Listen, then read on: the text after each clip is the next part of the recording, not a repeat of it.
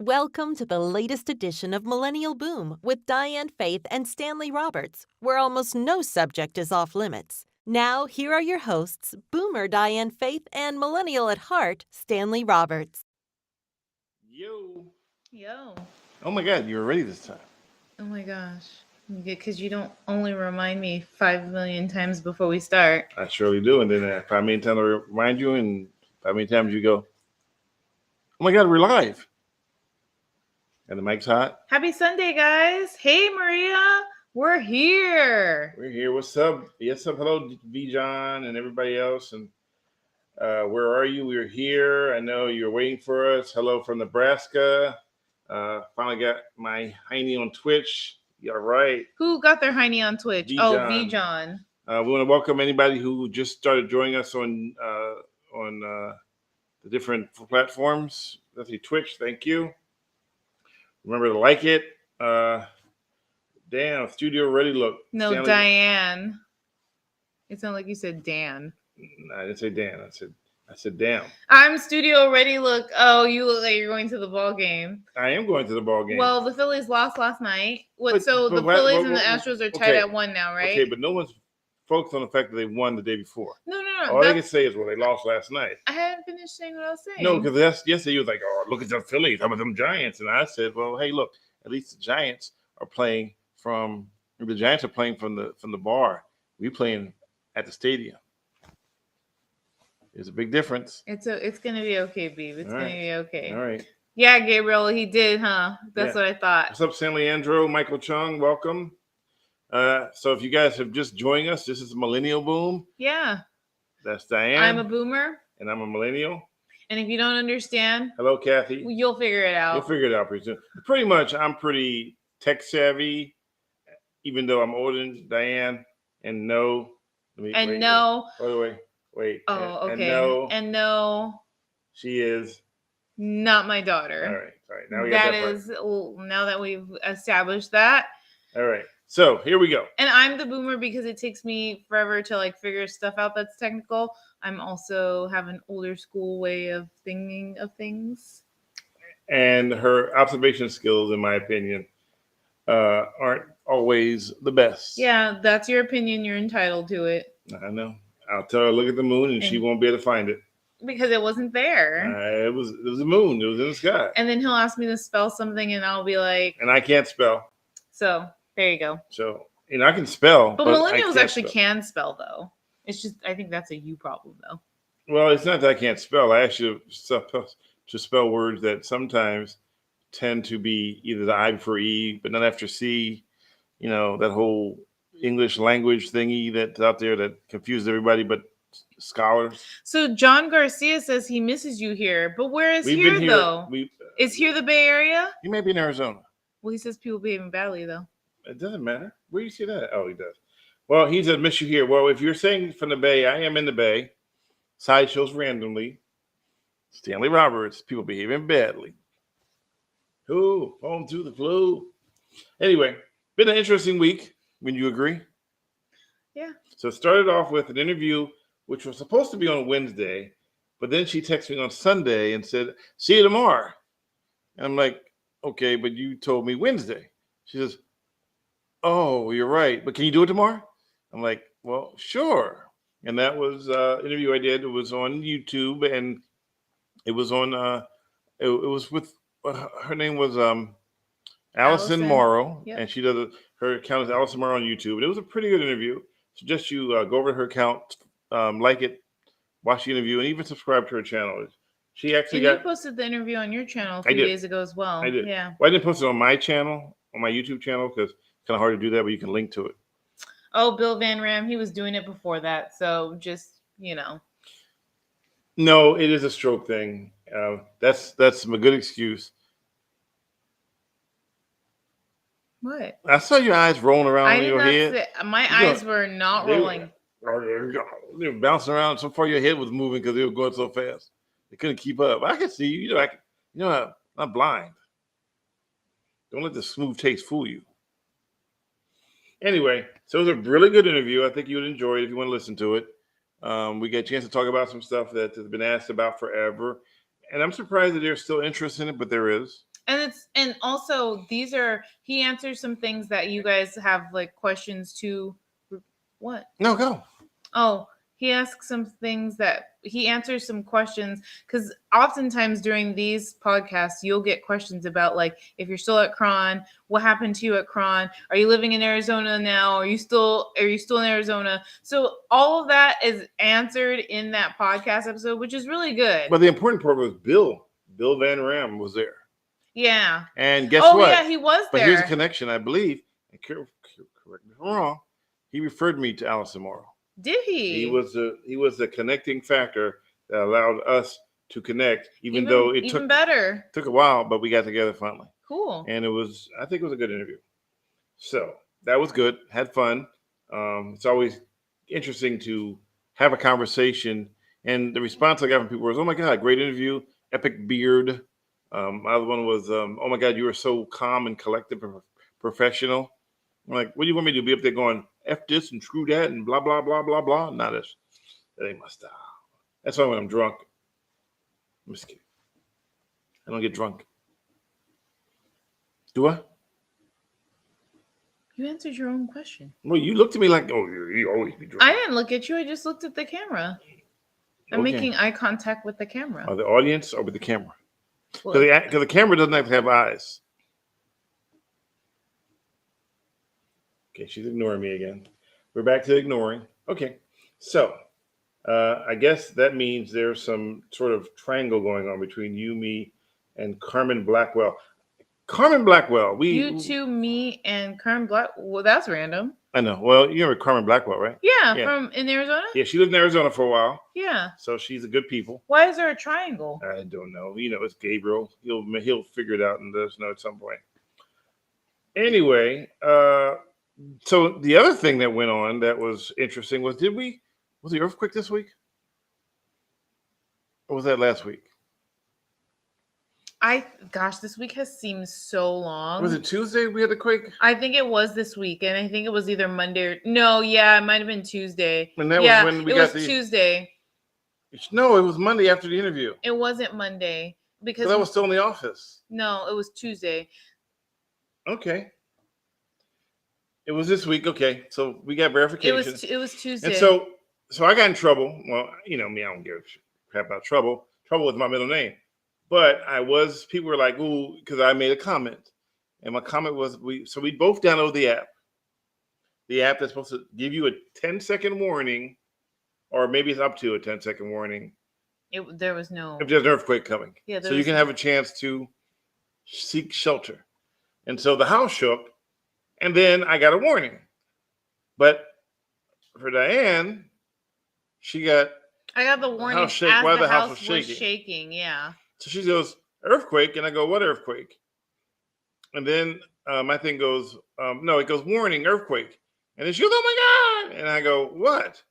I think mine shook before that. How'd it go? How it went was I was sitting here at the table and my phone said, like earthquake alert or whatever while the table was shaking, and I was over there and there was still a little bit of shaking, and then you came up and then my warning said it was coming. You finally got the alert when we were standing there, but I got the alert before you.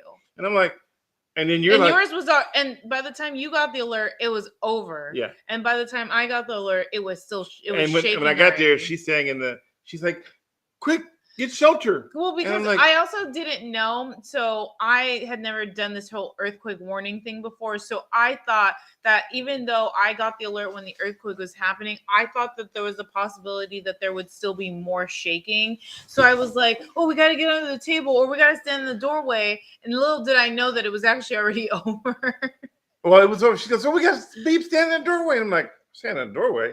Why would I stand in the doorway? The earthquake happened like 2 minutes ago. But like I just said, I wasn't sure if there was more to come because the earthquake app is supposed to give you the warning at least 10 seconds or at most, I don't know. Well, John said they're still testing the system, but I'm just going to put, and I wrote was that to me, it was like I get in a crash and then my airbags deploy. Or no. My airbags got deploy. That wrong the first time, too. I got it wrong the first time, too. My airbags deploy, and then I crash.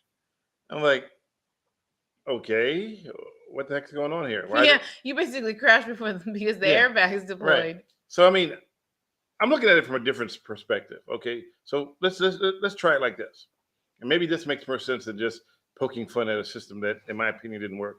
So let me give you a perspective, my perspective of the system and the earthquake, which I understand. Before you guys send me email and blah blah blah, let me explain it to you very carefully. We have a gas stove, which we have never had for years. We have a gas stove. Okay, do you agree with that?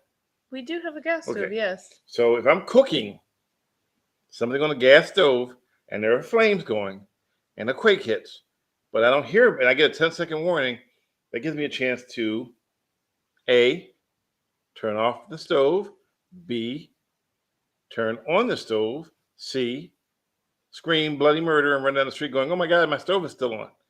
Which one? Turn off the stove. A, right. I don't know what kind of test. You'd be surprised. People would take their phone out and record the stove on fire and tweet it going, I can't believe my house is on fire. I'm like, did you call 911? No, it's too busy recording. Yeah, I wanted to record this thing. I mean, how can I show people my house is on fire if I don't record it first? I mean, the fire department can get here anytime they want to, but I got to show that my house is on fire because then I get all the likes. People get the strangest things for likes nowadays. And I've been on this tyrant 100 times before, and I'll say it again, that we do stuff now for likes that we would have never done. Well, we would have never done it before because there was no thing of trying to get likes. Well, yeah, I know, but I mean, we go around. I mean, I realize now that, you remember on Facebook. Do we have a fire extinguisher? Yeah, in the ceiling. No, do we actually have a fire extinguisher? We don't have one here. We have one in the other place. We have a sprinkler system. Yeah. But I mean, it's honestly, if the house is, if I get a 10-second warning, I can turn the stove off. Like someone else said, all the above. Just run out the street. Yeah, Maria says all of the above. That's like Richard Pryor. He was on fire and he ran past the pool. Well, because you said he couldn't swim, right? I don't know, but I mean, all that water and you're on fire? Logical reason would be to jump in the water, not run past the water. Right. Or somebody running down the street calling, somebody call 911. Somebody. I'm like, you got a phone. I remember a photographer once. We were working in San Jose Bureau when Cron had a San Jose Bureau. And he literally walks up to me and he looks at me and says, can you do me a favor? Can you text me to see if my pager works? Can you text me to see if my pager works? Let that sink in for a minute. Is he going to call the pager? Is he asking you to call the pager? Yeah, let that sink in for a minute. He wanted me to call his pager to make sure his pager worked. Now let that sink in for a minute. Did he have a phone? Yes, we were in an office. Couldn't he have called his pager himself? Well, you know that face I give you sometimes? The face you give me sometimes? You mean the face that you should be giving yourself all the time? The face I give you sometimes, which is, did you just, and I looked at him, I go, you do realize you can call yourself, right? You're calling a pager. You can just pick up the phone. Oh, he goes, oh, you're right. I mean, I guess he thought his pager was a cell phone. And it was the old-fashioned beeper pagers.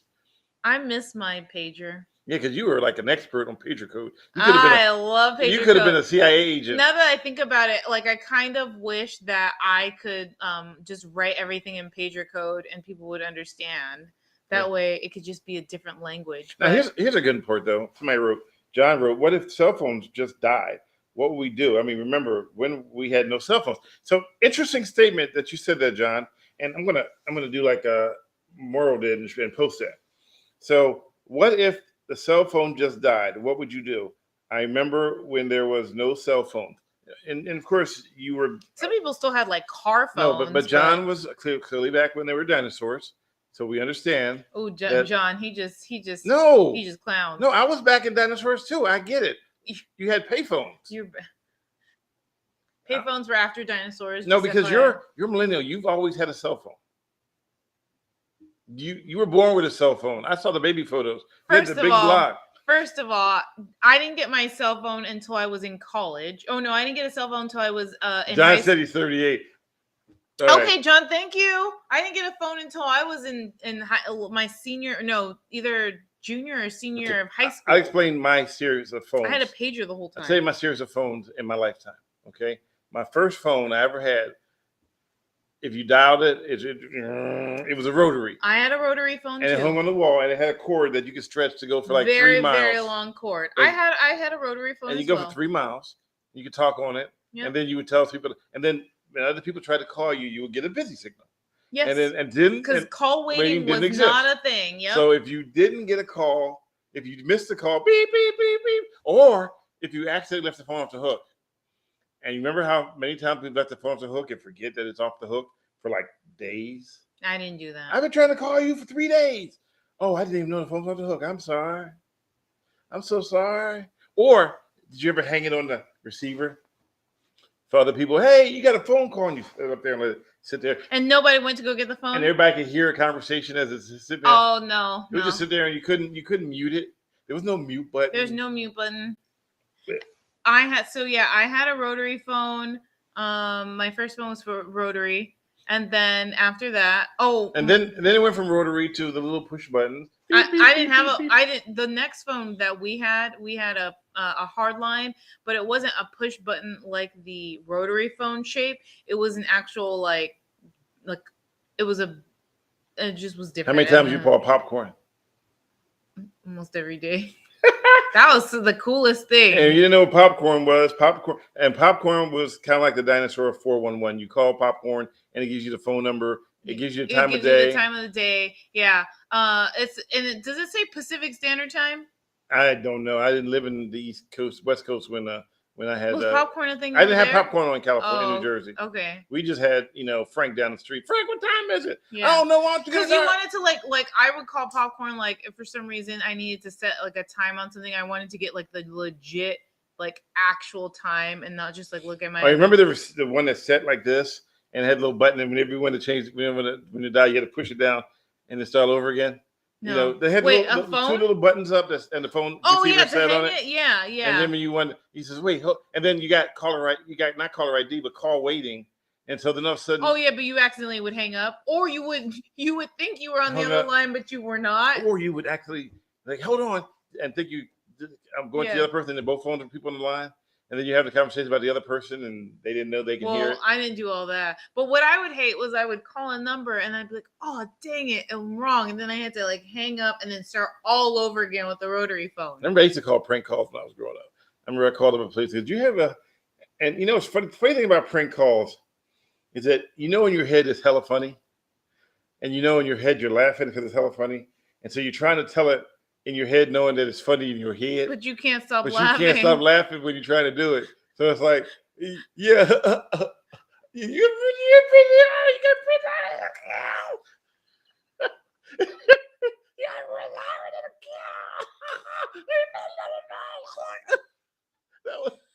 and you were a kid, right? That was me trying to tell a joke. I'm laughing because in my head it's already hella funny. It's just I have to get it out first. So it's kind of hard to tell a joke when you're already laughing in your head. I do that. I still do that. You make prank calls? No, I don't do prank calls. But if I'm trying to tell you a joke, but I can't spit it out because I'm laughing because it's so funny to me. Yeah. A couple of times I remember calling up a tobacco store, and I'm all like, oh my god, I'm gonna call him up, and I'm gonna be funny. I'm gonna be hecka funny. And he goes, Jim's Tobacco. Yeah. Do you have Prince Albert in the can? He goes, yes, we do.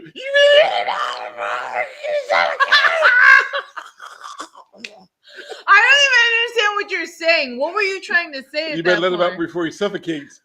But it came out like click, and then there was no way to call back. Why couldn't you call back? Well, they couldn't call back because it was there's no way. There was no star 69 or whatever, right? Yeah. Oh my god. Oh my god. So you're trying to tell the joke and you can't get it up. And so the one time I got it right was I called up a neighbor, called up a friend of the family. Yeah. And I called up and I was very professional. I was like, hello, John? Yes, this is management. Yeah, we want to call to see if your refrigerator is running. And he goes, Lydia, is the refrigerator running? It's the management. And he goes, and now I'm already he goes, why, yes, it is running. Because you better catch it before it gets away. Click. And then you hung up. Wait, did you ever wait to see how another person responded? Because you didn't want them to hang up on you. No, because you got to hang up before they hang up. Because you realize you got them, you know? Oh, Jason, you said, is your refrigerator running? Yeah. And then they went for it, hook, line, and sinker. But then the same John, I went to his house one day, and he had a Bible. And it was sitting on, and you know, the Bible, right? And this is a really bad joke. Do I know the Bible? No, listen, he had a Bible. And I was going through the Bible, looking through it, right? Trying to, you know, read certain things. There was $100 bill in the Bible. And you were a kid? A fresh $100 bill. And you were a kid? Yeah. Uh-huh. I'm like, oh my God, there's a $100 bill inside your Bible. Uh-huh. He forgot he put it in there. Uh-huh. It had been in there for who knows how long. Because some people just don't read. So if you used to have a joke, if you want to hide money, put it in a book. Yeah, because nobody reads. Nobody reads. Wait, so what is that? What's Hello, bad? Elaine. Huh? So what's bad? It's bad because he hadn't read the Bible in so long. He forgot he had $100. Oh, yeah, he had so $100 he basically in there. busts him out. He doesn't use his Bible every day. Yeah. Hi, kids. Hi, Lainey. All right. I said Elaine because she's Lane. Remember on Instagram where she was like, I'm glad you're living again. But why'd you call her Elaine? No, I said Lainey. Her name on Instagram is Lainey. What does she want people to know that?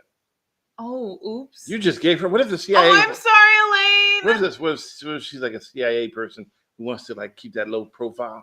Well, if she was a CIA person, she wouldn't use her name. Maybe a secret code. I'm sorry. All right, there we go. We didn't mean to put out you and your secret agent stuff. Anyway, so that was back in the day. So we're still on the phone thing because I think it's interesting that the phone thing is something that so finally, I think I remember that I had a pager and I begged myself for a pager, right? You begged yourself? I wanted a pager so bad. You begged yourself? Yeah, well, you know, you want a pager because everybody. It was a cool thing. How do you beg yourself? I want a pager. Well, no. But did you literally like say, Stanley, I gotta buy myself a pager. Stanley, please let me buy myself a pager. I was poor. I couldn't buy myself a pager, but I wanted one. I'm trying to understand what begging yourself means. It means that I wanted one so bad that I kept saying, how can I get a pager? How can I get myself a pager? Oh. I didn't have one. I couldn't afford one. I didn't have the money or the resource to buy a pager. What did having a pager mean to you? Did it mean you were cool? It meant I was, you know, like people can page me, even though I had like 2 friends, but at least I had the pager on. Oh, you only had 2 friends? I only had 2. And then when I finally got to California, you only had 1 friend? Yeah, I got 1 friend, yeah. And I finally got to California and I got a pager. And it was like I got it because I worked in TV news. And then it became a pariah. You know why? Why? Because I was a black man with a pager. Yeah. So basically, you're either a drug dealer. No, every time I got pulled over. Or a doctor. No. Definitely wasn't a doctor, that's for sure. So you're they pulled me over and it's like, excuse me, sir, I stopped you for, you turned that corner kind of fast. Yes, officer. Why are you wearing a pager? What? I didn't know that was even a thing. Oh, why are you wearing a pager? So I remember getting pulled over in Hollywood on Highway 101 outside of Universal Were Studios. you driving too fast? No, here's the deal. I was with my buddy Brian. Remember Brian? He just moved to Thailand. Yeah. And we went clubbing. And I decided that I was going to drive because I thought maybe he might have had a little bit too much to drink. Mm-hmm. So I said, you know what? Let me pull over. Let me take over. So we switched places. We had just switched places. Mm-hmm. And as I'm in the car, I was about to take off and I saw the lights go, the lights light up. And I'm like, what the heck is going on here? Now, remember, I'm not going to mention Brian's job, but Brian had a government job. Yeah. So they ran, so they asked me, step back to the back of the car. Mm-hmm. And the first thing the CHP officer says to me is, why are you wearing a pager? Mm-hmm. Well, at the same time, her partner, because this is like 3 a.m, is running the plates on the car. And the plates come back, government person. So they realized that, okay, maybe, we maybe stopped the wrong car, even though we were already stopped when they pulled up behind us. But when she had, and I said, well, because I work in the news business. And all of a sudden, everything just switched gears. And they're like, well, you have a good day. And they got in the car and they drove away. So they were clearly looking for someone. They assumed that because I had a pager that I might have been something nefarious. Like That's so weird because nowadays, if you had a pager, it wouldn't be a big deal. Well, right now, if you got a pager. If you have a pager, you're like, why do you have a pager? Doctors still have pagers. No, I know, but I think it's like, wait, you still have a pager? Remember, every time I would get a pager, though, I'd get something, there'll be a new upgrade. So I got There's always a new. So when I got a pager, then they had Sky Pager, and that was a satellite pager, and you could send whole messages by Sky Pager. And I had friends that would whip out their Sky Pager, open it up, and then type messages. And I'm like, man, I'm sitting there with a regular pager waiting for somebody to beat me, and they're like Sky paging. And then you're waiting for someone to beep you. and I never got you ever beeped yourself? Make it look like you was important? No, me neither. But Definitely I know not. people that have done that. But I had but on my pager, when you would call to beep me, did you have the pager where if you so you know how like when you call the pager, it would just call and be like beep beep beep, and then you would leave your message? No. Like you would, or did you have a pager that like when you call it was like an actual voicemail? No, mine's just beep. Beep. That's what I'm saying. Oh yeah. So when Well, you your call, beeping was like when that. you call, it goes beep beep beep, and then you No, you it doesn't dial. go beep beep beep. It goes beep beep beep beep beep. Then you push the button and the number from shows what up. I remember, mine went beep beep beep. Okay, well. Okay, but there were some pagers where you could call and you have a voicemail. That's a Sky pager. Yeah. Oh, I have one of those then. No, you didn't have a Sky pager. You had the Frank Sky pager, the guy down the corner who sold Are it to you trying to say that I didn't have a Sky pager because you didn't have one? Oh, I know you didn't have one. I know your parents. No, I'm saying though. Wait, you knew my parents when I had a pager? No, that's a little scary. No, I know how your parents are now. I know how you were. That you wouldn't have had that kind of pager. But I had a pager that when you called, you could actually have a message, like a answering, like a voicemail. Okay, I didn't have that. Yeah, mine was just strictly. I work for a news station. They beat me. I call them back, and they'd say, "I go to a find a nasty payphone, and call them back." Yeah, back then it was. You ever had those? And to show you the progression of payphones, they went from cleaned to a booth till they switched over to a little note that said this phone is being monitored by the FBI. If you make a phone call here, your phone call will be recorded. And I'm like, I must be in the hood somewhere because you wouldn't see that in Beverly Hills, but you'd see it in the hood that your phone is being monitored 24/7 by the FBI, which I'm sure there's like these FBI agents going, I'm sure at some point this phone's going to ring and we're going to get this drug dealer. We're going to catch him. Can you imagine even picking up a payphone now? I would, but I would have to use gloves. But why didn't we think antibacterial gel? Why did we not think it was gross back then, though? Because we didn't know about the stuff that we have now. Okay, so let me finish my progression of phones because you're getting off on track here about nastiness, and I get it. You're I'm a germaphobe. Germaphobe. Okay, it's fine. My whole thing was so that I finally got from the pager. I finally brought my first cell phone. Was it? And it was a brick, and it was a Motorola, and it had the antenna like this long. Yeah. And now, okay, so here's the deal. I'm trying to drive. Now you've been in LA, so you understand what's that little road that takes you to the valley? Laurel Canyon. Okay, Coldwater Canyon. Is it Coldwater? Coldwater Canyon. Oh, Coldwater. So you know how Coldwater Canyon. You know how wavy, how curvy that is, right? Yeah. So you got Mulholland Drive. No, not Mulholland. I'm talking about the one that takes you right over. Oh yeah, cool. No. Laurel Canyon. You're right. Laurel, we'll go with Laurel. I think it's Laurel. Okay, it's fine. It's fine. Let it go. Okay. Anyway, so the phone didn't have a mount. There wasn't a requirement. It was huge as could be, but I had a stick shift. So I'm trying to talk on the phone to like my 3 friends with a stick shift. And so I'm like, wait, I got to shift. Wait, I got to shift. Oh my God. You didn't crash, did you? No, I never crashed. But I multitasked to learn how to shift and talk on the phone at the same time. That's not a good. But the phone was like, but you had to be cool though. So even in the wintertime, you'd have the window rolled down so you could be on your phone. So people could see you. It's freezing cold. And and it doesn't get cold in the valley. You had to be with your window down so people could see you on your phone. And sometimes you would be on the phone. Oh, okay. So I'm gonna go backwards for a minute. How bad I wanted the phone so bad. Wait. Philadelphia. I'm riding on the train. I'm riding with my buddy. We went to the club and we had a Nike type bag. Nike wasn't even out then, but it was a bag. And we had a house phone inside the bag. A house? A house phone? And then we get on the train. We would take the house phone receiver out of the bag and act like we're having a conversation to each other on the train. We legit were having a conversation. Oh my God, babe. We were legit having a phone conversation with nobody on the phone on the train. You would see the cord come out. The same little rubber cord that you see at the house phone would come out, and it was like a pink colored phone. You legit were using house phones to pretend you guys had cell phones. Yeah, we wanted to be so cool so bad. We were pretending we had a house phone. Oh my gosh. I realize why me and you are meant for each other. You did that too? Definitely not. No, what'd you do? Because you did something. Because you just outed yourself. Definitely not. But I'm not saying anything. But I definitely realize why me and you are meant for each other now. We are such losers. I'm just kidding. I love you. She just called me a loser. I don't know about you, but I was living my best life. I'm like trying to picture. So how old were you at this point? I was probably 18 or 19. I was living my best life. Okay. And I'm driving to Gerard Street subway station, get off and go and then we go to and I remember going into a place that sold hot dogs at Gerard, Broad and Gerard. We walk in, they open all night long, they serve hot dogs.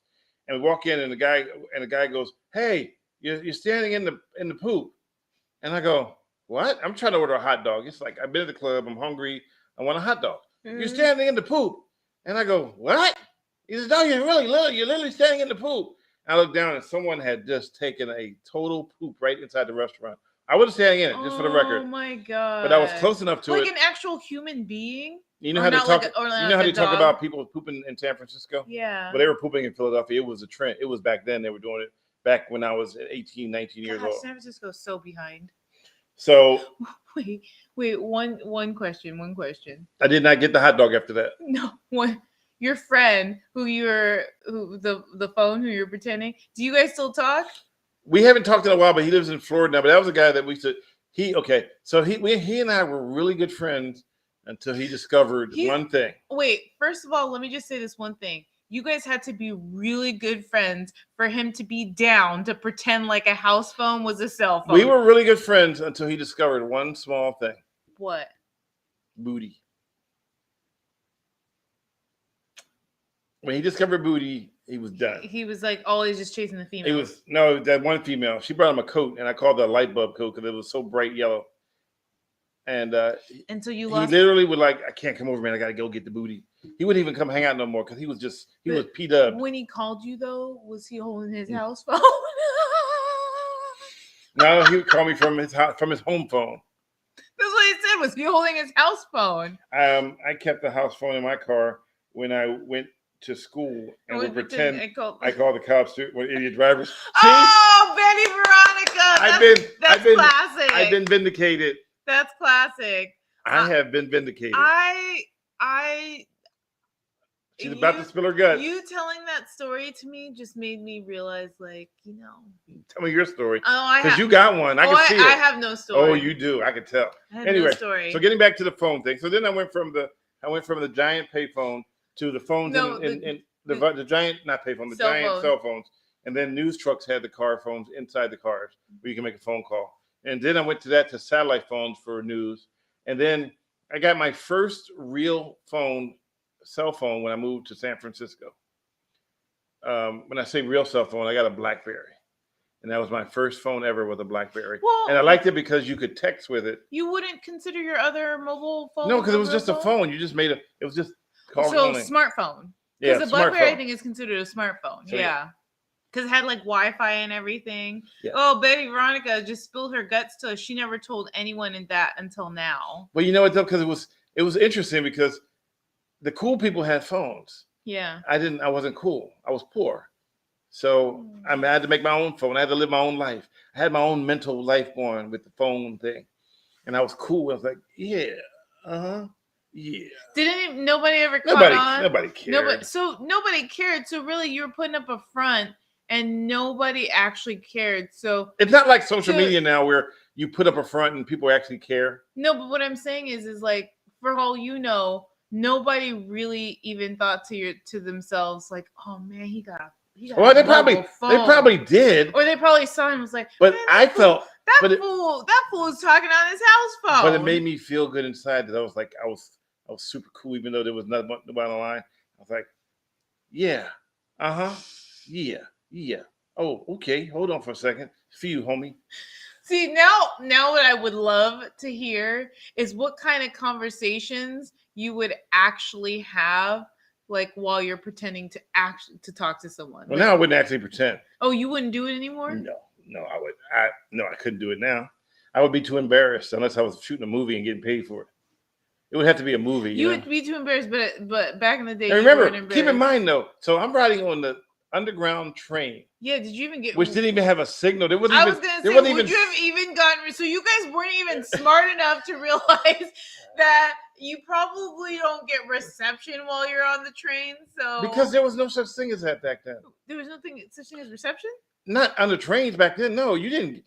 Remember, Bart didn't get a reception until. Right. So my point is Nobody thought about it. Y'all were fronting. No one thought about reception. Not even you. Nope, not even me. Not even you. But I was cool.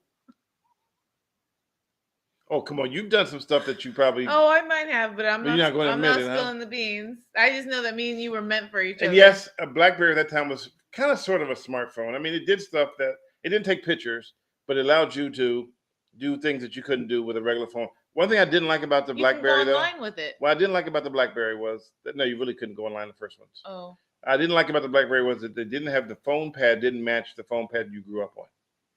Oh yeah, because it was a keyboard. Right. Yeah. Right. So it didn't match. Yeah. And then you turned me on to an iPhone, I think once, but then I didn't like the iPhones at first, so then I switched to Samsung. I'm like, this iPhone sucks. Wait, you went from an iPhone to a Samsung? I went to a Samsung. Oh gosh, that thing was talking in the middle. Nope, you're right.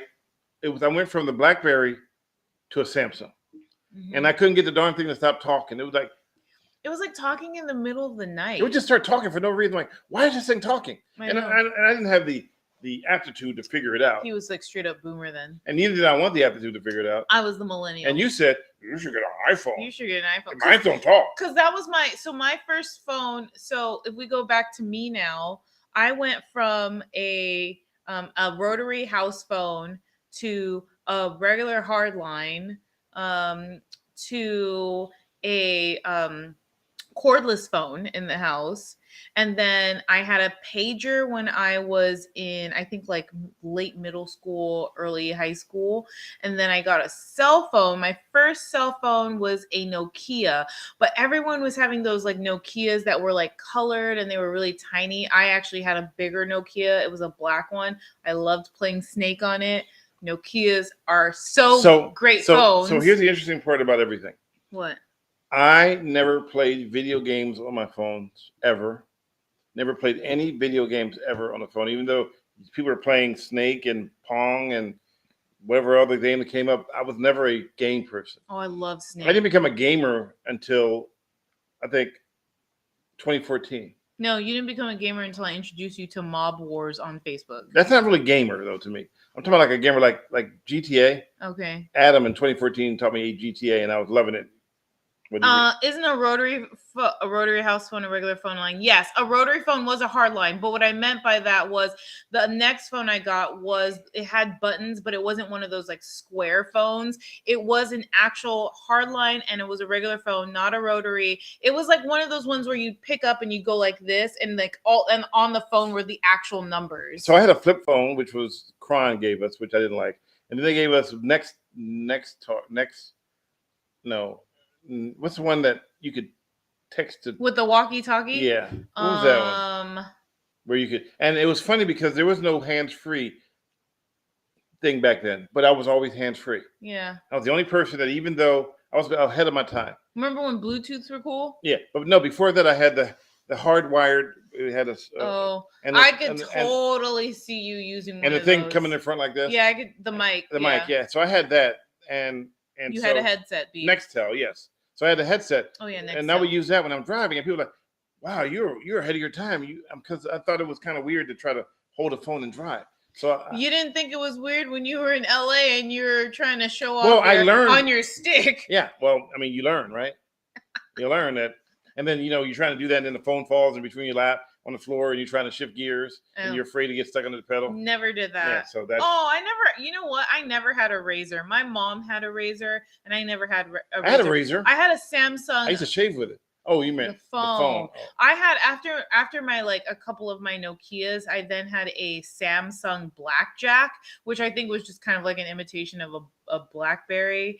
But these are times where we didn't have unlimited data, and you had text messages where you actually had to count. I had 400 text messages a month 400 minutes a month with 1,000 text messages, and I was sharing the line with my mom. Something taught me a valuable lesson about calling the phone company before you leave town. Because when my mom was sick, I called T-Mobile. I've been with T-Mobile since You've been in T-Mobile since you were born. almost 20 years. Yeah. And I remember, though, that before that, they had another phone service. And I got You did not hear what I said at all. Yeah, I heard you. Oh, but okay. I ignored it. They had another one where my phone bill one time was $700. I'm like, $700? Well, because I'm thinking, I'm only talking like, hey, how you doing? What's going on? Just checking in. I'll be right there. Boom. And all of a sudden, those, hey, how you doing? Checking in to those three That's friends. like straight up 1 minute. Yeah, $700. And they rounded it up to the nearest minute. So if you talk for 30 seconds, it was a minute. But I learned to make the phone call and let them know. So I called up T-Mobile and I said, hey, I'm going to Philadelphia because my mom is sick. And I just want to. That's when it wasn't free. Yeah, I want to make, and they had the thing called roaming. Yeah, roaming. Yeah, I can't. I actually, now that I think about it, it was roaming when you were out of state. Yeah, it said roaming charges. Yeah, and which roaming charges meant you were like screwed. Was it roaming when you were out of the So if I was in the Bay Area, was it roaming if I called Southern California? It could be. So roaming was. I think when I did the roaming charges, I called up and I said, my mom is sick. I'm going to be there. Is it going to charge me extra? They go, no. You'll be fine. You'll be fine. Don't worry about it. You're good. It's all in our system. You won't, but yet it still showed roaming on it. Mm-hmm. And so I get home and I'm like, well, I called them and I knew my bill was normally about $70. And I get a phone bill for like $1,000. And I'm like, why is my phone bill $1,000? Right. Mm-hmm. So I called up T-Mobile and I said, why is my phone bill $1,000? He goes, well, because you were in the East Coast and you got charged roaming charges. I go, but I literally called and asked you guys, would I be charged roaming charges? And you said no. They went back to the records and go, you know what? You're right. We did find that. We did see where you had that conversation. So we're going to take all those charges off. So we went all the way back down to $70. Crazy. But can you imagine going to deal with your sick mom and yeah, because that's one thing that's one more thing you have to deal with that you shouldn't have to. Yeah. So and I forgot what year that was, but it was about 10 years ago, maybe 11 years ago. No. So something like that. I was in Foster City when it happened. Okay, so that was probably 13 years ago. Yeah. So it was just weird though. That like, holy crap, $700 phone bill. Spam. Here we go again. Who's spamming us? Ugh. So there we go. Block. There we go. All done. See if I can delete now. Mm-hmm. And then also block and on timeout. All right. There we go. All done. So I remember all that. Now it's I'm still with T-Mobile, and it's like I can call forever. I have unlimited, so I can like talk to anybody I want to. I have unlimited minutes and but you share your phone with like 800 people. No, I only share my phone with my mom, and we have AT&T, and I don't have unlimited data. I have unlimited data too. I know. I need to. But it's weird. It's not really. Can we just hop on your phone plan? It's not really unlimited though. Let me just hop on your phone. Because you get a certain thing, they dial it back. Like. Hop on your phone plan. No, because you grandfathered in. Remember you told me? I'm never changing. I'm grandfathered in. Grandfathered in with those minutes? I'm not sure that I... Yeah, you I'm did. not sure that my face... Stanley, I still have a rotary phone in the house. Like that. And the old buttons from the decades ago, way before the cell era. But you know what? I'm going to tell you something, though. Keep that. It's good for you because in a major emergency like an earthquake or some kind of natural disaster, people tend to run to their cell phones to see if there was a natural disaster. So instead of knowing there was an earthquake, they go on Twitter and go, hey, was there an earthquake? I think I felt an earthquake, even though the house is like in shambles. Yeah, it was an earthquake. It wasn't just you. Or, hey, my lights are out. Are your lights out too? Well, where do you live? Well, I live in California. Well, why would my lights be out in New Jersey? So people will do that. But the point I'm trying to make is that, and it's changed a little bit because then they went with the digital. So with the digital, it used to be analog. And when there was a natural disaster, they would kind of dial back the usage for the cell phones so the emergency services can use the phones. Mm-hmm. And then they made it switch to a digital version of phones, which is 5G, blah, blah, blah. So it allows the general public to still use the phones, and the analog lines are being used for like emergency personnel when there's a natural disaster. That's what I was told. Of course, somebody's going to come here and tell me I'm wrong, but that's what I was told. Anyway, so now we have, 4G, 5G, 6G, 7G, What would you, the sweetest says, what would you do in a major earthquake? I would immediately go on Twitter and be like, did you feel it? No. Well, here's one thing: we don't have a hard line. Okay, we don't have a hard line, but here's what I do. I was in the Northridge quake. My first quake was Loma Prieta. That was my first quake too. I was on the Big Bear quake. I was in the Landers quake, I believe. I was in the Whittier quake. No, Whittier, I think I was before me, or Sylmar quake. But I was also in the Northridge quake. Oh, I was in the 1906 quake. I know you were. I remember that. Remember that? Yeah. You were that fire hydrant. No, I wasn't the fire hydrant. No, Yes, you were. I was watching TV with my parents during the 1906 quake. And playing Scrabble. No, Scrabble. Just watching the news. All right, you're watching Channel 2? We were watching with Dennis Richmond. He was You just that's really bad. Okay. Yeah, you're right. I just said that if they use too much, they throw it back. So I was in the Northridge quake. Ironically, the Northridge quake was unique for me because I literally just went to sleep at 3. Yeah, I remember that. Well, I went roller skating. But... I went roller skating at night, drinking beer, skating all night long, partying up at the roller skating rink up in El Cerrito, I think it was. Go get back to a friend's house, and we climb into bed to go to sleep, and I think I just dozed off, and then the whole thing shook like there was no tomorrow. Then the first thing I did was I stood up and I said, okay, nobody panic. There was an earthquake because it was a big one. Nobody panicked, but I know it wasn't where we weren't at the epicenter because I gauge earthquakes by the amount of shaking. But I realized the shaking was so violent that it was somewhere wherever the epicenter was, the quake was pretty strong. And I was in Long Beach when it happened. So, and it was weird because, and this is like, remember the other night when I told you it was going to be an earthquake? So, and what did I tell you the reason why, my reasoning for that? Because of the weather. Because I said, where we live at here, it was completely foggy. It was very, this was at nighttime. The wind, there was no wind blowing. It was just a still night. And I said, you're going to get the big one tonight. And you said, is it going to be how? No, you said we're gonna get an earthquake soon. And I was like, is it going to be the big one? And you're like, I don't know. I said, but it's going to be memorable. That one that we had this past week was a 5.1 centered near Santa Clara, near San Jose. Santa Clara, yeah. So that was memorable in the sense that I think the news was reporting that it had been 8 years since they had an earthquake of some sort of that size. So back to the Northridge quake. So I fell asleep at 3:30. The quake hit around 4:30. I jumped up, made sure no gas leaks, and then I had to get dressed because I realized that I had to go to work. Now I was a freelancer, and I decided to pick a station to go to. So the stations I had in my repertoire was CBS. So wait, they didn't call you? No, CBS, KTLA, and so I think I called and said, "Hey, you guys need help?" And they said, "Yes, get in here." Now, I'm trying to drive. What station? KTLA. Uh-huh. But the problem is that when I drove, there were no lights. There were no street lights. There were no traffic lights. All the power had been knocked out. Mm-hmm. And I'm driving in dense fog. And that's what I'm saying the other night. It was dense fog. Couldn't see 5 feet ahead of me.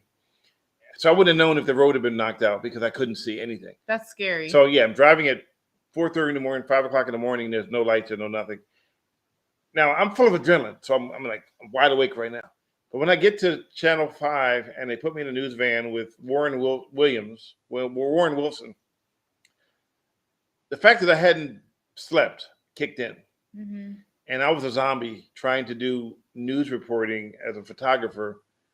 And I remember being parked in Northridge where buildings were collapsed. And I just could not function to save my life. I was just so out of it. It was so draining. And I hadn't been home yet. I lived in Studio City, which is closer to Northridge and Long Beach. Not realizing that my house had shifted completely off its foundation to the left, like 3 feet. Mm-hmm. And everything in the house, it looked like someone had taken everything in the house and just held both ends up. So was all your stuff damaged? It was right in the middle. Everything. I didn't have a home. I didn't have anything. I had to literally try to find a new home because the place was uninhabitable. Mm-hmm. And I was a freelancer, so I didn't really, what do you do when you don't have a place to go and nothing to do?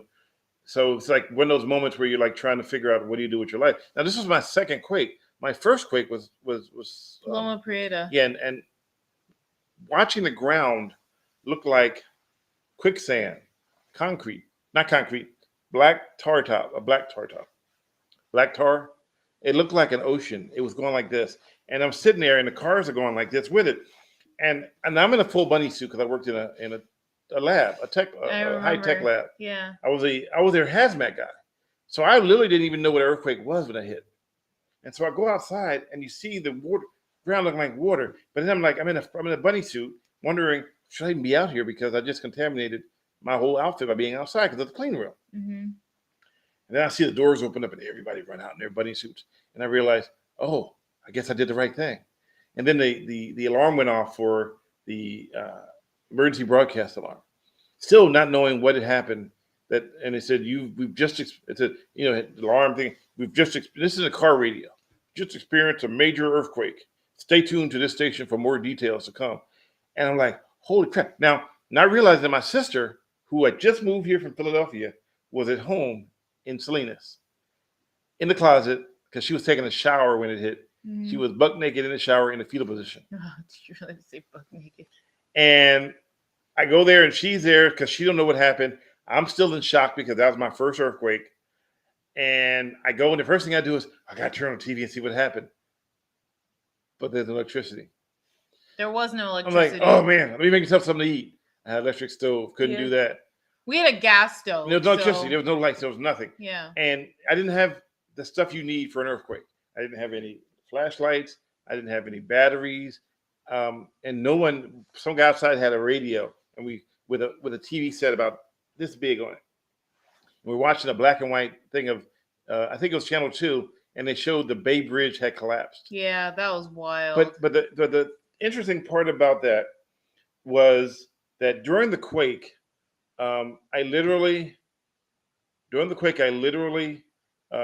was like, what do we do? Because there was nothing you could do, nothing you eat, everything in the freezer was starting to defrost. We were out for power for 3 to 4 days. And then rumors. You guys were without power for that long? For 3 or 4 days. Oh, we weren't without power. Because remember, we were close to the epicenter because Santa Cruz I think we were out of power for like a day and a half. And and then there were rumors out that there were gas stations that had gas. Mm-hmm. And so people were rushing to the gas station, but they had no power either. Mm-hmm. So it was an eye-opener for me. And to this point on, I've always been a pro be prepared for whatever can happen. So we have food to last us like 4 or 5 days. Mm-hmm. You know that already. We have to put it away. We have that thing, yeah. We try to keep cash on hand, because nothing works. ATMs don't work. Mm-hmm. Gas stations don't work. You can't get fuel from cars. So keep your car never ever try to drive with your car with low fuel, because one day that quake's going to hit. These gas prices have people doing that, though. I know, but try not to. I'm saying try not to, because when it hits the fan, there's not going to be any gas. The cash is because there's not going to be any cash registers. There's not going to be any ATM machines. Well, you can't use electric pay either because there won't be any electricity. There's no cash app because you don't have any internet. Yeah. So all these things happen, and you have the things that you normally use to focus in life are no longer available. Like everything. Yeah. And then now everybody rushed to Twitter to see if there was a quake. I remember seeing the funniest meme was a whole bunch of people running across a bridge, and it says, everybody run to Twitter when there's a quake. And the USGS says, don't go to Twitter to see if there's a quake. Make sure you're prepared because it could be a foreshock. Mm-hmm. Well, that's the thing too. With the recent quake that we had, I wasn't sure if that was the foreshock or not. But there were actual aftershocks after it. So ironically, you mentioned that too. Now, remember, I'm in Salinas, and back then, not KTV, what's the channel in San Jose right now? NBC, the NBC channel in San Jose. KNTV. KNTV used to be a Salinas channel. Mm-hmm. So all our news was, and so I would watch KNTV when we finally got news, and we had aftershocks for a long time. And the reporter would be live on the air and go, "Oh, we just have an aftershock." And then a few minutes later, we would feel it. So they were in San Jose or in Santa Cruz, and we would feel it. Now, keep in mind, I was not in news when the first quake hit, but a year later, neither was I. A year later, I was covering Santa Cruz's the 1 year anniversary of the quake because it knocked the clock off and the ground sank and I had never been to San Francisco prior to the quake. I'd been there beforehand, so I used to drive on the Embarcadero when it was a double decker. You said you'd never been there prior to the quake, but then you just said you went there beforehand. No, I mean after the quake. You hadn't been to San Francisco. Had you been to San Francisco before the quake? Yes. Okay. Yes. Because I would go there as a tourist. Mm-hmm. So they had the double-decker bridge right by the ferry building. But at that point, it was called the Embarcadero was an actual double-decker bridge. Yeah. And they tore it down because the collapse of the bridge in Oakland. So they decided to tear them all down. Yeah. Not the Bay Bridge. The I forgot the name of it. No, didn't the Embarcadero collapse? No, not the Embarcadero over here. The one over in Oakland collapsed. Oh, okay. And I can't think of the name of it, but somebody will post it in a few minutes. And so imagine coming, so everything you've ever learned, if you're not in California, if you never experienced an earthquake, everything you know about the ground being solid gets thrown out the window. Everything, the 880, but it was another name for it then. It was the 880, but because they had of these tectonic plates. Well, what I learned was there's a slip fault and there's a thrust. Slip faults slide back and forth, and so which is what we have here. They go back and forth like this, and then you have a thrust, which one goes on top of the other, and that's what the one that causes the damaging quakes. When it's like they're like this, and they're pushing against each other, and then one of them snaps, and when it snaps, all that land moves at one time, and that's where you get those tsunamis, like the Japan. It snapped and then everything just moves. Those are the most damaging quakes. I don't think that we actually have those here. We have more of the slip faults where they slide back and forth and they're just trying to move. But the Earth is constantly in movement. Embarcadero Freeway had titanic plates. I know, but they're tectonic plates, not titanic. Yeah, he says he's heard of them called titanic plates. So they're tectonic, and also the Ring of Fire is a earthquake and volcano, a line of active volcanoes and plates that move around on a constant basis. So it's funny that we as humans, we're not the brightest bunch in the group because we want to build a house right on top of a freaking they built Millennium, right? Well, no, the I'm Millennium thinking Tower. I'm thinking of Cal State Berkeley. They built the stadium literally right on top of the it's on fault top line. of the Hayward. Is it the Hayward Yeah. fault? So it used to be you could see the like one seat would be here and one seat would be here because it would just slowly Why move. would you build that on top of a fault? Because I just answered your question a few minutes ago. That's right. Okay. All right. Point taken. So they're pretty active. And anyway, so let's switch gears now. We've talked about earthquakes, and we were talking about phones, and then you went onto the earthquake side. I know. So I'm going to talk about something else. I hadn't finished with my phone list. Okay, go ahead. Hurry up. Look at our time. Okay, hurry up. So you get to take your time on your phones, but I can't take time on mine. Well, you told me you didn't do anything wrong on your phone. No, I didn't say I'm doing anything wrong. I went through my list. So I had a Samsung Blackjack, and then afterwards I had my first iPhone, which was an iPhone 3GS. In 2009, and then I had an iPhone 5 after that, an iPhone 6S, and then the current phone I have. Are you doing a commercial iPhone? Which is an iPhone 11 Pro. Are you doing a commercial iPhone? Because it sounds like it. No, I've just had an iPhone since 2009. I've been using an Apple iPhone for the last 13 this commercial years. Brought to you by iPhone. 13 years. So, okay.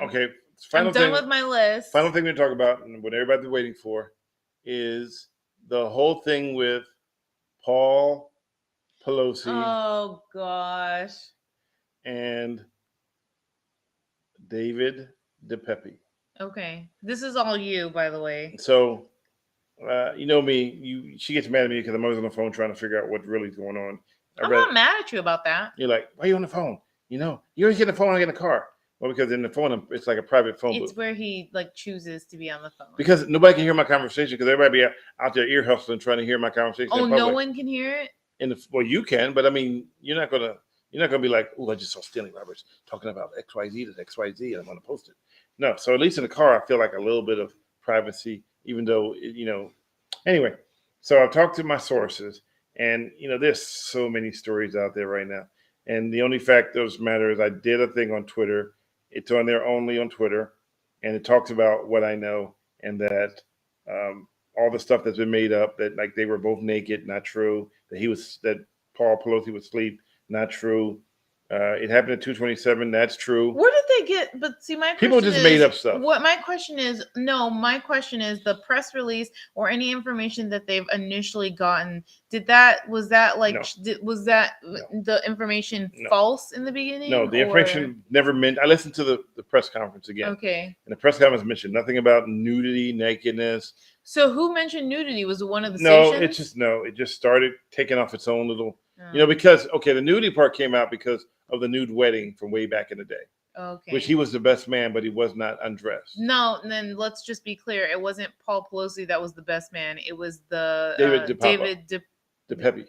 DePepe, Yeah. which is the guy that did not break into his house, right? David DePepe broke in his house. So he did break into the house. No, he did not break. I'm sorry. Okay, I was gonna say he was in the house because he didn't break in the house, but the first thing was that some intruder broke in the house. Yes. So what I'm saying is the initial report said an intruder broke in the house. intruder broke into the house. Yes. And they kept showing the back door with the broken glass. Yes. So what do you know about that then?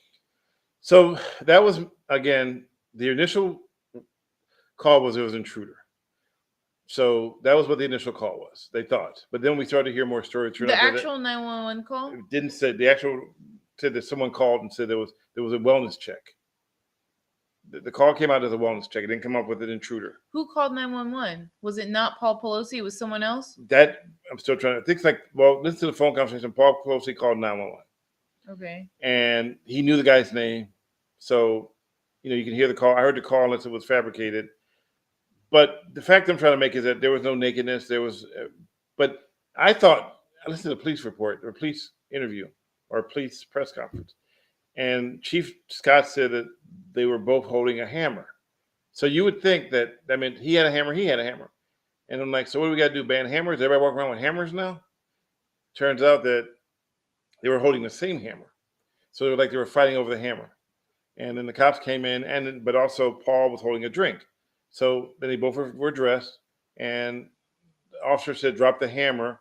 Paul let it go, and then David started hitting him with the hammer. And then the police tackled David, and then they rendered aid and shipped him out. But so the fight happened while police were already there. Yeah, and so it doesn't sound like he broke in, because the problem is the glass from the house is facing outward. Mm-hmm. So if you look at the glass from the shot, normally if you break in, the glass is pushed in. Mm-hmm. This was pushed out. So whether or not he broke in or not is still a question to be answered. But it doesn't sound like there was anything to do with, it sounded like they may or may not have known each other. And they may have been there so it's weird. The weird part is that if he broke in and he grabbed the hammer, then why did Paul go make himself a drink while he was in the middle of this whole thing? Wait, you know what? Before I fight you, I'm going to go make a drink real quick, because this tastes better with me. So Elaine says he still broke in. I thought it was inside. No, we didn't say he broke in. I'm never saying that. Still trying to figure out. All I know, they both were inside. And they both were dressed, and they both were holding on to the same hammer. And the only difference thing that was mentioned in the press conference was that, according to the body-worn cameras, that Paul was holding a drink, some sort of drink in his hand. So everything else is irrelevant. The part that really makes it bad is that he was hit with a hammer. And that was bad. That no matter how you look at it, you shouldn't be assaulted in any way, shape, or form. So other than that, I was reading all the comments on social media, and some of the memes are just far left, far right. It's just crazy. And I don't do that. I don't do, like someone said the other day, I don't do left or right. I do right or wrong. So I'm assuming that my sources are got it right. And then I guess we'll just see how it plays out. But I just want people to know that half the stuff you read on air is fake. It's just trying to throw, and it wasn't and they're trying to make it a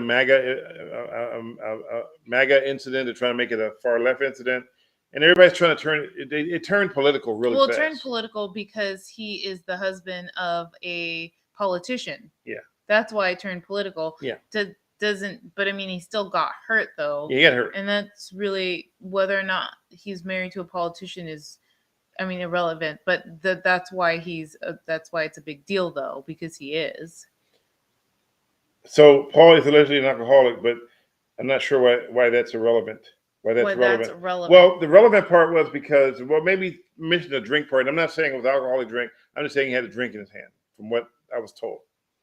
So the relevant part about that is, and if anything, was that it displaces a lot of the rumors, and it adds a little bit of mystique to it as to why was he holding a drink while this whole thing was going down? And if you were being attacked, would you really be like, oh wait, let me get this, let me make me a drink real quick? So I don't know. I'm just saying that it's just. Was it perhaps maybe a bottle of water? I was told a drink. Okay. So normally they say, well, he's holding a glass of water when it happened. I don't know. Like maybe he needed to hydrate himself after all of that, but I don't know. So I don't know. I think they're doing this during the election to blame Republicans, just like sudden COVID outbreaks before election to do the vote. I don't know. Like maybe he knew the guy. Yeah, like I believe that maybe they knew each other.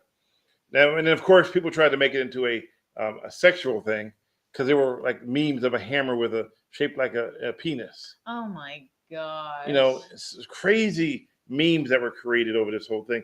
It's like people are sitting around going, I need to make a meme. I need to make a meme. Oh, look, I'll make a meme with this. And it's like, what the heck? Maybe he had it in his hand and then answered the door. Well, but my question is like, if you're going to answer the door within your hand, at some point, don't you put the drink down if you're fighting over the hammer? Yeah, I would. I mean, wouldn't that? I don't know. I don't know how the events play. I've never been in a fight with a hammer and a drink, so I don't know. I can't speculate. I don't know. I'm just telling you what I know. Those are the facts of the story that I know. I am not trying to add any kind of spin to it because I don't know, and I don't want to speculate as to what went down. There are cameras in the house, but I don't think they'll ever be released, ever. Only thing we'll probably get is the body-worn camera that once the police arrive, if that's ever released. But, the FBI, CIA, all the different groups are, somebody said not when liquor is your friend, I guess. It's all, all different agencies are involved in it. I don't think we'll ever know the whole truth. I guess we'll wait and see if he gets charged with anything. And how, we just pray that, the outcome for Mr. Pelosi's health gets better, because nobody wants to see anybody do that. But tell you, if somebody came out with a hammer, they're not walking out. I got a hammer too. You ain't gonna like my hammer. Anyway, anything else you want to say before we wrap this bad puppy up? No, not about that. No, anything else other than that? You want to talk about your iPhone series? No. I'm good. You got stock in iPhones? No, I don't know what happened there. Oh, look, they took it. You got stock in iPhones? No. All right. You got stock in Apple? You want a rotary phone? You want to get slapped? Ooh, baby. All right, guys. I'm a millennial. I'm a boomer. And we appreciate you guys spending time with us again. Anything else before I hang this puppy up? If I had a hammer, I'd hammer in the morning. I'd hammer in the evening all over the. What song is that? John Hammer. Oh. There's a song. If I had a hammer. Okay, you don't have to sing. Hammer in you the don't have to morning. sing. All right. I'd hammer in the evening. Don't stop. All over this land. I'd hammer out danger. I'd hammer out a warning. I'd hammer out love between my brothers and my sisters all over this land. Nice to see you too, Mr. Ariel. Are you calling it a night? Yeah, well, not really. I have to make dinner now. I'm making some pork chops. Are they frozen? Did you take them out? Were they still frozen? Are you done singing? Yes. Okay, thank you. Are you done making pork chops? I mean, are they frozen still? They were a little bit when I took it out, so you'll see. Yeah. All right. I'm a boomer. I'm millennial. You doing it backwards. See you guys next week.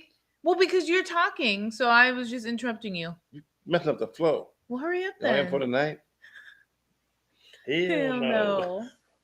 All right, good night, guys. All right, you too, Maria. You guys all have an awesome week. Appreciate it. Bye. I'll see you later. Bye. Oh, what am I supposed to do now? It's been such a long time. Yes. Thank you for listening to Millennial Boom with Diane Faith and Stanley Roberts. Millennial Boom and Reasons Why Aliens Will Never Invade Earth and Caught Misbehaving videos are made possible through viewer donations. Check out www.linktree.com/MrBadleyTV to see how you can help. See you next week.